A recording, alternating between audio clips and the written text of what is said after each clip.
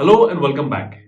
Today we'll talk about another function while creating the pivot, that is the grouping function. The grouping function helps us analyze our data, especially when related to your numbers. For that, request you to download the file. It's called pivot grouping. So here I'm in the file called pivot grouping, and we have two sheets, your employee data and sheet 4. So like I mentioned a little earlier, for a grouping function, we require numbers. And what we'll do is we'll work with the monthly salary here, and we have opportunities to see how the grouping actually helps us understand our data much better. To start, we'll click somewhere inside our data, go to your Insert tab, click on Pivot, Tables, and the table range, like you all know, it's selected. We'll go to the existing worksheet. Your table range will go to sheet 4, and just below where we had the last data, we'll select a cell and we say OK. Now you see our pivot is created, and we mentioned we'll work with the monthly salary. So we'll take the monthly salary and drag it to our rows. One of the challenges you will see is when we take the monthly salary, each unique entity is shown separately here. Now when we have data in this format, doing any analysis does become a challenge. So here comes in the function of grouping. So for example here, anywhere inside the table here, we right click and you will see there's an option for you to group. Remember, you'd have to click inside your data where we have created.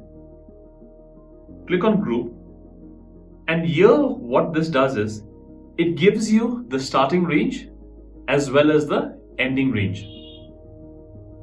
So our starting range is 13249.08 and we are ending at 133,772.2. And what pivot also suggests is you should group your data by this certain number, and here we have 10,000 by default. So we say OK, and now you see it's created groups within the data itself, and now it becomes easier for us to see. Likewise, what we're going to do is the monthly salary. From your pivot fields, we will drag that to your values as well. So what this does is it gives you a count.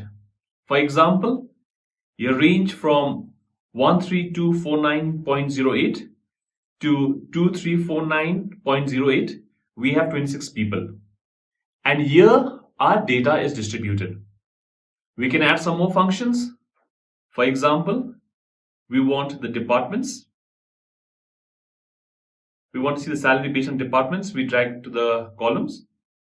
And here you can see in this range, we do not have anyone from the administrative department. Corporate responsibility group, we have 2 people. Your custom enhancement, 3, 4. And this is how your grouping function allows you to do some analysis. Likewise, what we'll do is we'll create another pivot, use the grouping function once again. So we go back to our employee data.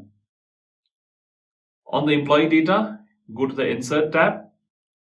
On the Insert tab, your pivot tables. Your data is selected because we have clicked inside the data. We'll choose where to place the pivot table. Existing sheet, your table range. We'll go to sheet 4, and here we have the pivot. Now that we have the pivot, we'll try and gauge what is it that we would like to look at. So we have seen the monthly salary. Let's see how your data looks in terms of the bonuses. How has the bonuses been spread? So we go back to your sheet 4 where we have the pivot. Your table field will go to your bonus. Drag your bonus to your rows. And you see, we just have 3 rows. 0, 36 and 1,20,000. We'll go to our employee data and we'll try and see, is that all the fields? And you see, we just have 3 options here. So here we actually do not need any grouping. However, since we have started, we'll continue with that. And again, your bonus or salary, we'll drag it to your values. And what we're going to do is, we do not want the sum of it. We want the count. Your value, right click, field settings, and we want the count.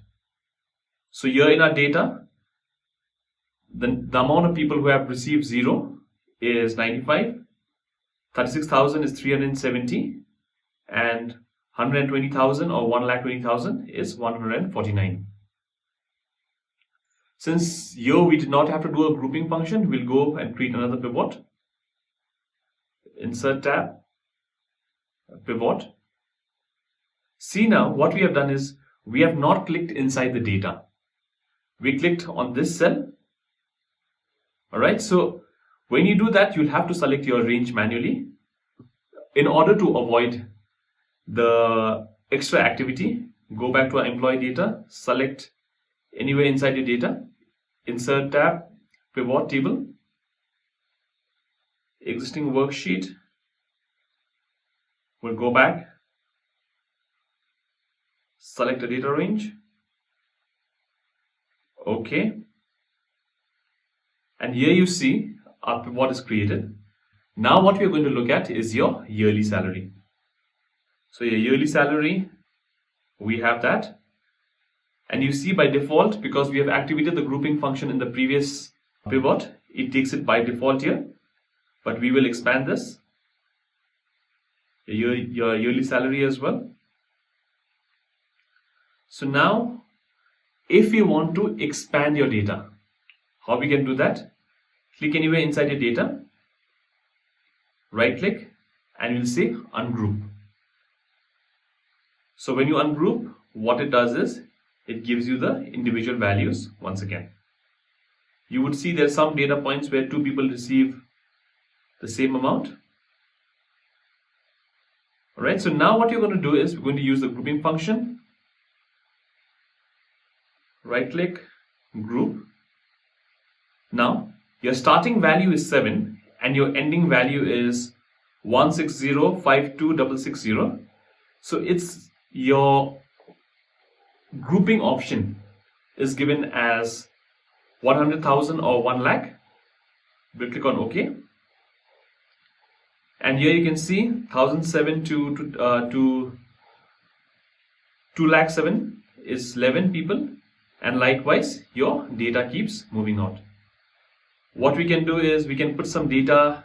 We have used the column. We just use the leadership group. We'll put it in the filters. Now we can see all. We'll try and see how many are advanced leaders. So this is the data for your advanced leaders. For emerging leaders, this is your data. So in this way, we can actually go about using the grouping function, which will help you do your analysis much better. Do spend some time. We have a lot more columns. Your basic salary, your HRA, your conveyance, your special allowance, your PF, all of those things. Spend some time using that to get a little more comfortable with the grouping function. And I will see you in the next class. Thank you so much and have a wonderful day.